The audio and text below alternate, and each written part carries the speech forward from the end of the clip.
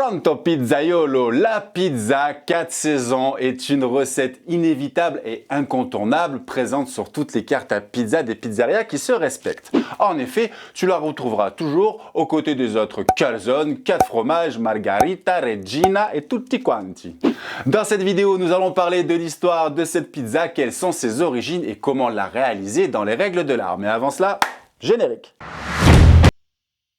Avant de commencer, je t'invite à télécharger dans la description mon petit e-book dans lequel je te fais part de mes bons tuyaux pour commencer ton apprentissage si le métier de pizzaiolo t'intéresse. Mais revenons au sujet du jour.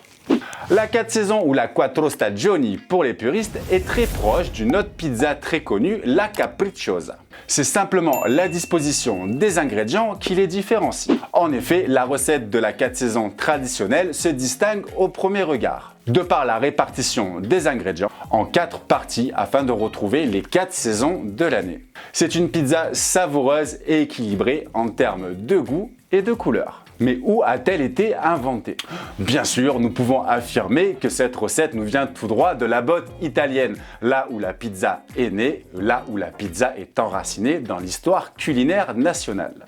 Malheureusement, et comme beaucoup de plats populaires, nous ne sommes pas sûrs de son origine géographique précise. De plus, les ingrédients étant choisis en fonction de la région et de la saison, il est particulièrement difficile de retracer l'histoire exacte de cette recette. Cependant, elle est traditionnellement réalisée sur une pâte fine et croquante, comme on les aime à Rome. On pourrait donc en déduire que c'est une pizza d'origine romaine. Et si tu es curieux d'en apprendre plus au sujet de l'histoire de la pizza, je t'invite à regarder la vidéo que j'ai réalisée à ce sujet. En ce qui concerne la composition des ingrédients de la 4 saisons, elle est considérée comme l'une des pizzas les moins caloriques puisque majoritairement confectionnée à base de légumes, d'artichauts, de tomates, de champignons et de jambon.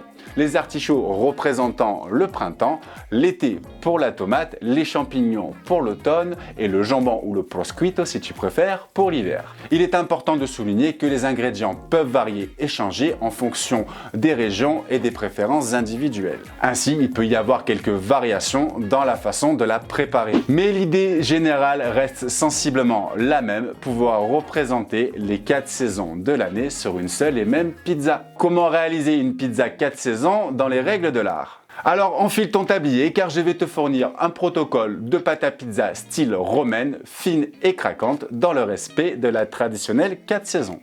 À savoir que la pizza romaine a longtemps été appelée pizza scrocciarella. Excuse-moi pour l'accent, la traduction en français veut tout simplement dire pizza croustillante, car ce sont vraiment l'une des caractéristiques qui les différencient. Par opposition à la pizza napolitaine qui, elle, va se distinguer de par sa pâte à pizza beaucoup plus épaisse à la base que la romaine et fournissant aussi des trottoirs, des rebords, des cornicione et comme on dit en italien, beaucoup plus généreux et dodus. Pour résumer, légèreté et croustillance sont les deux caractéristiques principales de ce style de pâte à pizza, qui ont l'avantage de sublimer n'importe quel type de garniture. Je précise au passage qu'à Rome, il existe plusieurs styles de pâtes. Et celle qui nous intéresse aujourd'hui et celle que je vais t'illustrer dans la suite de la vidéo, c'est tout simplement la version ronde de la pizza, plus communément appelée en Italie et à Rome en particulier, la tonda romana. C'est un empattement qui demande beaucoup moins de temps de repos que la napolitaine, par exemple, et beaucoup moins d'hydratation. Nous allons parler entre 55 et 60%. Petite parenthèse pédagogique, si tu ne le sais pas, l'hydratation d'une pâte, c'est tout simplement la quantité d'eau incorporée dans ta pâte, exprimée pour le coup en pourcentage. Et ce type d'empattement-là se prépare traditionnellement avec une farine un peu spéciale. C'est la farina di grana duro, la farine de blé dur, plus communément utilisée dans la fabrication des pâtes sèches que tu peux retrouver dans les supermarchés. Par opposition à la pizza napolitaine qui, elle, est réalisée à partir de farine de blé tendre qui est très riche en gluten, ce qui apporte beaucoup d'élasticité en soi à la pâte à pizza. La farine di grano duro, elle, fournira une pâte plus ferme et beaucoup moins élastique, car moins riche en gluten contrairement à la farine de blé tendre. La pizza tonda romana, elle, aura une incorporation d'huile d'olive et un étalage exclusivement au rouleau, ce qui pourra nous permettre de lui conférer des bords plats et craquants. par opposition, encore une fois, à la pizza napolitaine qui, elle, pour le coup, n'a pas d'incorporation traditionnellement parlant d'huile d'olive et s'étale aussi exclusivement à la main. C'est d'ailleurs grâce à ces deux types d'étalage que l'on arrive vraiment au premier regard à faire la distinction entre une pizza napolitaine et une pizza romaine, tonda romana. Pour résumer, la pizza napolitaine, elle, se distingue de par ses trottoirs généreux et gonflés, et la pizza romaine tonda romana, elle, a des bords plats, craquants et croquants, ce qui saute aux yeux au premier regard, grâce à son étalage exclusivement au rouleau. J'en ai fini avec la théorie, enfile ton tablier, c'est parti pour la démonstration. Voici les ingrédients que je vais utiliser pour la traditionnelle 4 saisons, ainsi que les proportions de farine, d'eau, de sel et de levure de la pâte. Je précise que la farine de blé dur utilisée pour cette recette contient plus de sels minéraux que la farine de blé tendre, généralement employée pour la pizza. C'est entre autres pour cette raison que la pâte a cette jolie couleur crème.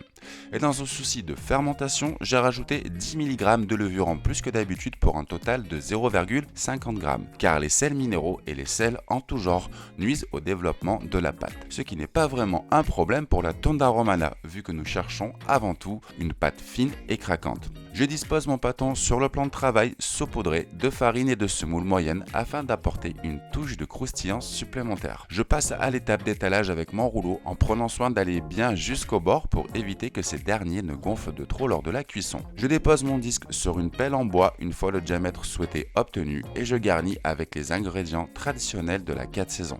Tomates, artichauts, champignons et jambon blanc avant de la glisser dans mon four à 300 degrés. Toi, dans ton four ménager, je vais te recommander d'utiliser une pierre réfractaire spéciale pizza. Tu pourras retrouver le lien dans la description. Et voici le résultat. Et voilà, pizzaiolo, on a fait le tour de cette recette inévitable et incontournable. N'hésite pas à me dire dans les commentaires si tu as apprécié cette recette, si éventuellement j'aurais peut-être oublié certains critères et certaines choses à savoir et à comprendre. Je te dis à très bientôt. Je te laisse avec Luigi, mon petit pizzaiolo napolitain. Lui, c'est vraiment un puriste. À la prochaine tous les dimanches. A presto, ciao. Luigi, c'est à toi. Si, Luigi, c'est moi. Mais tu vas pas partir comme ça. Tu prendrais bien une part de pizza, non? Aspetta, tout a posto. Et voilà. Si la vidéo t'a plu, je t'invite à mettre un pouce bleu, à activer la clochette, à laisser un commentaire, ainsi qu'à t'abonner si ce n'est pas déjà fait. A presto, ciao!